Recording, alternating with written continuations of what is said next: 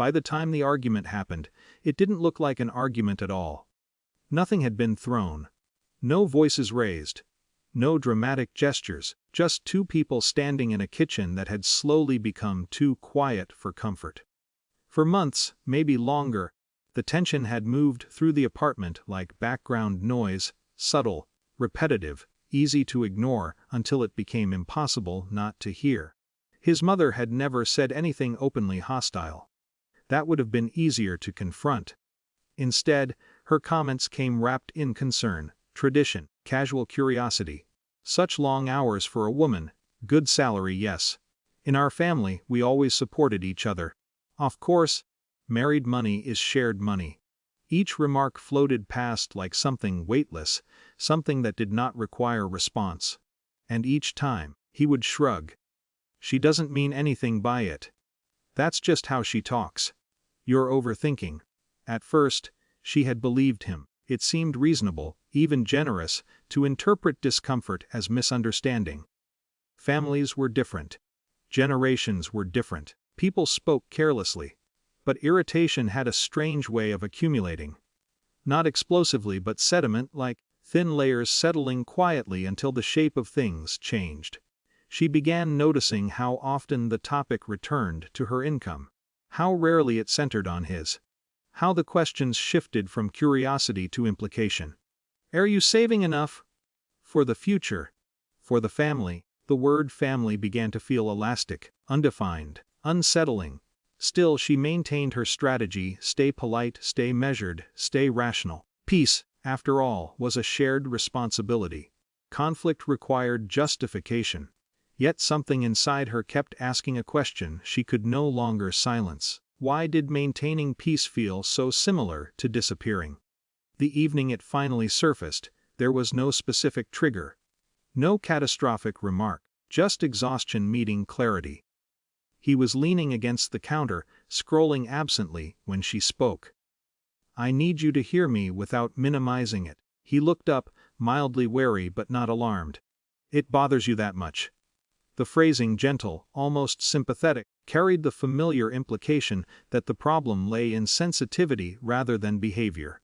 She held his gaze. One more comment from your mother about my salary, and there will be no more polite conversations. Silence. Not shocked silence. Processing silence. I'll explain to her myself. She continued, voice steady, where her place is. And why my money is not her property. His expression tightened, not with anger, but discomfort.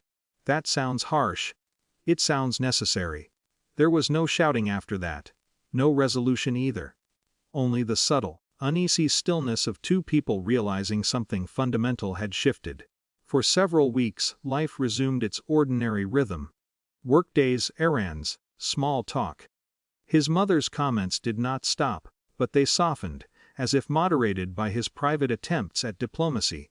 It might have remained there, unresolved but tolerated, if not for the refinancing appointment. They had agreed to meet with a mortgage advisor. Lower rates, better terms, a practical, unemotional decision. His mother insisted on coming. Experience, she had said. These things are complicated. The office was bright, neutral, faintly impersonal. The advisor, a composed woman with an efficient manner, reviewed documents with practiced calm. Income statements, credit history, employment verification, routine, predictable, until his mother leaned forward. And combined household income, she interjected smoothly, should include everything, yes. Since family assets are ultimately shared, the advisor paused, a small pause.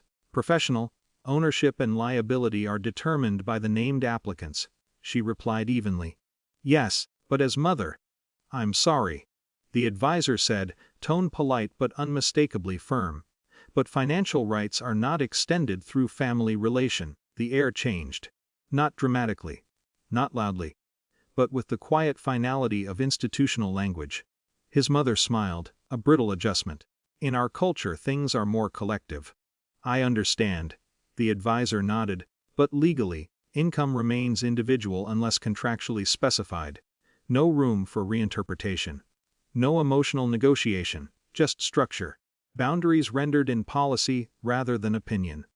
For the first time, the issue existed outside the domestic sphere, no longer a matter of feelings, sensitivity, or interpersonal tone. It had become factual, concrete, observable. She didn't look at him immediately, but she felt the shift beside her, the subtle recalibration of someone encountering a reality that could not be softened with reassurance. On the drive home, his mother was unusually quiet. He was too. Later that evening, he spoke carefully. "I didn't realize how definitive it sounded when someone else said it." She considered that. Not triumphantly. Not bitterly. Just with a tired, measured awareness. Some things only become real when they carry consequences. He nodded. There was no apology. No dramatic reconciliation. Only a new, slightly fragile attentiveness in the space between them. The comments from his mother did not vanish entirely. But they changed. Less frequent, less certain, less entitled. And in their place, something quieter emerged, not victory, not celebration, but a subtle restoration of proportion. Peace, she realized, was no longer built from silence. And respect, once externalized, had acquired a weight no one could casually dismiss.